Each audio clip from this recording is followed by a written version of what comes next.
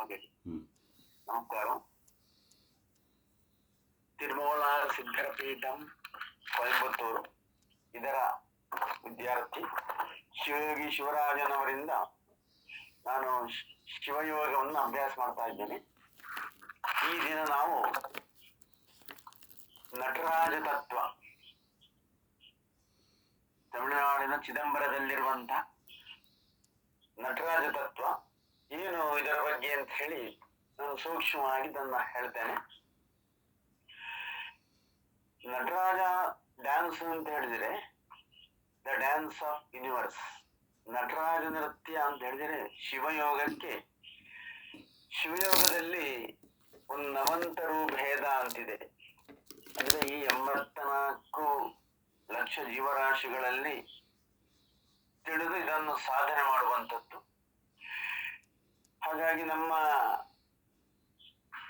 ಒಂದು ನಂಬಿಕೆ ಇದೆ, ಚಿದಂಬರನಲ್ಲಿ ಅಭಿಷೇಕ ನೋಡಿದ್ರೆ ಅವನಿಗೆ ಮುಕ್ತಿ ಸಿಗ್ತದಂತೆ, ಹಾಗೆ ಕಾಶಿಯಲ್ಲಿ ತೀರಿಕೊಂಡ್ರೆ ಮುಕ್ತಿ ಸಿಗ್ತದಂತೆ, ಹಾಗೆ ತಿರುವಣ್ಣಾಮಲೆಯನ್ನು ಗ್ರಹಿಸಿದ್ರೆ ಮುಕ್ತಿ ಸಿಗ್ತದಂತೆ. ತಿರುಮಲಾರು ಅಂತ ಹೇಳುವಂತಹ ಸಿದ್ಧ ಪುರುಷರು ಕಾಶ್ಮೀರದಿಂದ ದಕ್ಷಿಣಕ್ಕೆ ಬಂದರು. ದಕ್ಷಿಣದಲ್ಲಿ ಚಿದಂಬರಂ ಆ ಪ್ರದೇಶಕ್ಕೆ ಬಂದರು. ಅಲ್ಲಿ ಆನಂದ ನೃತ್ಯವನ್ನು ನೋಡಿದ್ರು, ಲಿಂಗೈಕ್ಯರಾದರು. ಹಾಗೆ ಶಿವನ ಈ ನೃತ್ಯವನ್ನು ನೋಡಿದಂಥವರಲ್ಲಿ ಪರಾಶಕ್ತಿ ಮತ್ತು ಮಹಾವಿಷ್ಣು ನೋಡಿದ ಸ್ಥಳವೇ ಚಿದಂಬರ. ನಾಸಾದ ವಿಜ್ಞಾನಿಗಳೊಂದು ಹೇಳಿಕೆಯನ್ನು ಕೊಟ್ಟಿದ್ದಾರೆ.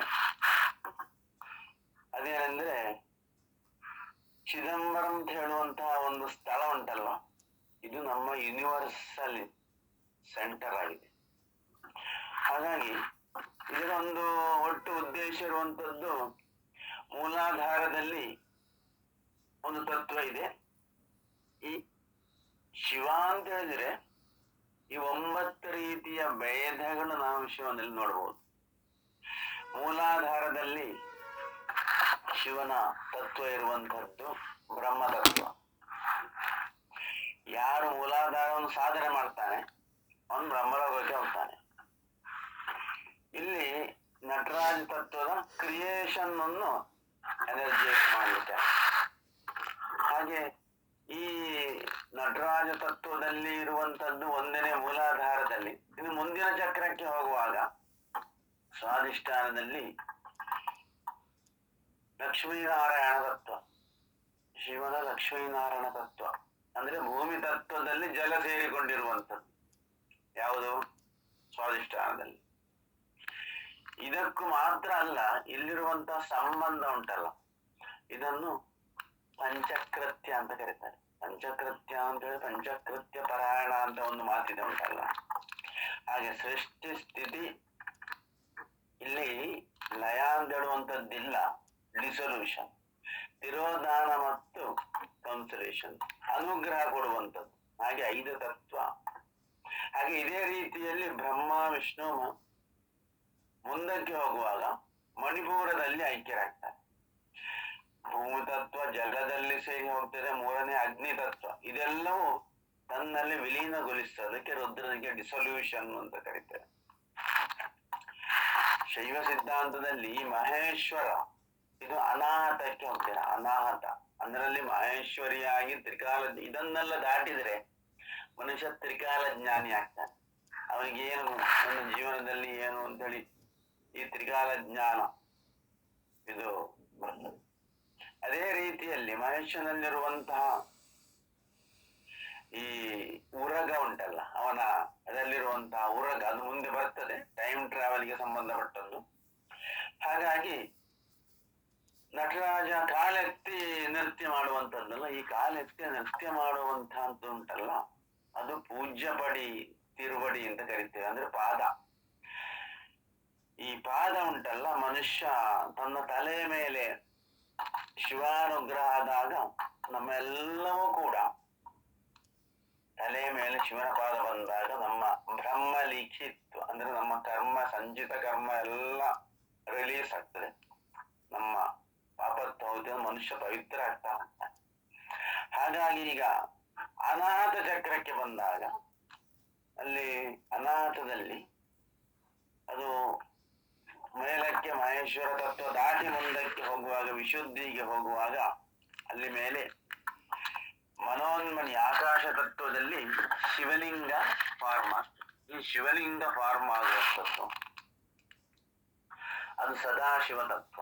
ಅರೂಪ ಶಿವ ಅಂತ ಕರಿತೀವಿ. ಅರೂಪ ರೂಪ ಶಿವ, ಅರೂಪ ಶಿವ, ಅದು ಶಿವಲಿಂಗದ ಸಂಕೇತ ಆಗ್ತದೆ.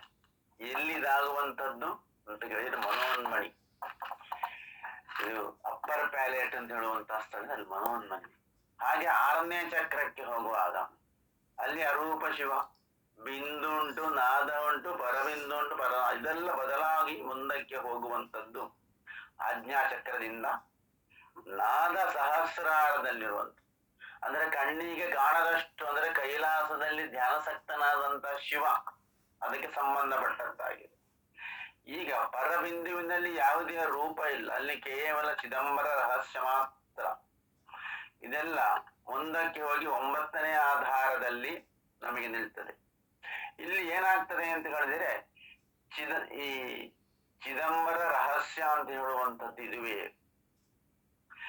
ನಟರಾಜ ಮೂರ್ತಿಯನ್ನು ನೋಡಿ ಅಲ್ಲಿ ಅದರ ಹಿಂದೆ ಒಂದು ವೃತ್ತಾಕಾರದ ಒಂದು ಸ್ಥಳ ಉಂಟಲ್ಲ, ಅದು ಶಿವನ 96 ತತ್ವಗಳು. ಅದು ಇನ್ನೂ ಆಗ್ತದೆ. ಇದು ಶಿವಯೋಗದ ವಿಚಾರ. ಹಾಗೆ ಶಿವನ ಇದ್ದಂತ ಆಗ ಹೇಳಿದ್ದೇನೆ, ಅವನ ಕುತ್ತಿಗೆಯಲ್ಲಿರುವಂತಹ ಸರ್ಪ ಅದು ಟೈಮ್ ಟ್ರಾವೆಲ್ಗೆ ಸಂಬಂಧಪಟ್ಟದ್ದು. ಮತ್ತೆ ಶಿವ ಹುಟ್ಟಂತಹ ಒಳವಸ್ತ್ರ ಉಂಟಲ್ಲ, ಅದು ಜ್ಞಾನ. ಹಾಗೆ ಶಿವನ ಜಟೆ ಉಂಟಲ್ಲ, ಬ್ರಹ್ಮಾಂಡದಲ್ಲಿರುವಂತಹ ಆಕಾಶ ಗಂಗೆ. ಡಮರು ಉಂಟಲ್ಲ, ಅದು ನಾದಕ್ಕೆ ಸಂಬಂಧಪಟ್ಟದ್ದು. ಶಿವನ ತ್ರಿಶೂಲ ಉಂಟಲ್ಲ, ಅದು ಅಗ್ನಿಗಳಿಗೆ ಸಂಬಂಧಪಟ್ಟದ್ದು. ಅಲ್ಲಿ ಯಾವುದು ಸೂರ್ಯಾಗ್ನಿ, ಸೋಮಾಗ್ನಿ ಮತ್ತು ಯೋಗಾಗ್ನಿ, ಇದೆರಡು ಈ ನಟರಾಜನ ನೃತ್ಯ ನಂದಿ 2 ಕೊಂಬಿನ ಮಧ್ಯಭಾಗದಲ್ಲಿ, ಅಂದ್ರೆ ಗುರುಮಂಡಲದಲ್ಲಿ ನಟರಾಜ ನೃತ್ಯ ಕಾಣುತ್ತದೆ. ಇಲ್ಲಿ ಕೂಡ ನಟನ ಉಂಟಲ್ಲ, ಪಾಂಡುರಂಗ ನಟನಂ, ಕೊಡುಬೆಟ್ಟಿ ನಟನಂ, ಅದು ಊರ್ಧ್ವ ನಟನಂ ಚಿದಂಬರದಲ್ಲಿರುವಂಥದ್ದು. ಇದನ್ನು ನೋಡಿದವರಿಬ್ಬರೇ. ಶೇರಮಾನ್ ಪೆರುಮಾಳು ಅಂತ ಒಬ್ಬ ರಾಜ ಇದ್ದಾನೆ, ಅವನು ಆ ಸಾಧನೆ ಮಾಡಿದ ಹಂತಕ್ಕೆ ಹೋಗಿದ್ದಾನೆ, ಆಮೇಲೆ ತಿರುಮೂಲಾರವರು.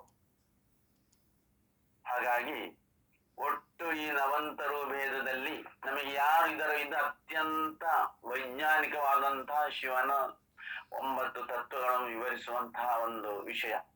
ಇದು ಯಾರಿಗೆ ಆಸಕ್ತಿ ಉಂಟು ಇದನ್ನು ಚೆಲ್ಲಿಕ್ಕೆ ನೇರಾಗಿ ನಮ್ಮ ಗುರುಗಳಾದಂತಹ ಶಿವಯೋಗಿ ಶಿವರಾಜನನ್ನು ಭೇಟಿಯಾಗಿ ಇದರ ಒಂದು ಅನುಭವವನ್ನು, ಶಿವಯೋಗದ ಅನುಭವವನ್ನು ಪಡೆಯಿರಿ. ನಮಸ್ಕಾರ.